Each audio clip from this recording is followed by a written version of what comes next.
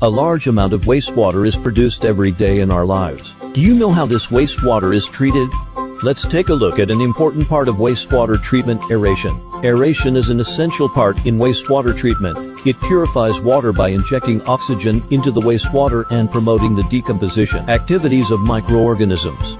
In recent years, maglev turbo blowers and air-bearing blowers have become the preferred choice for aeration compared to traditional blowers.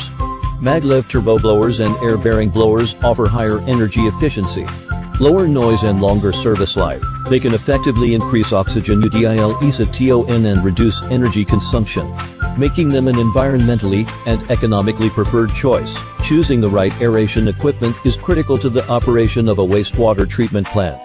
Maglev turbo blowers and air-bearing blowers are undoubtedly your best choice. So let's do our part for the environment and choose greener, more efficient technology.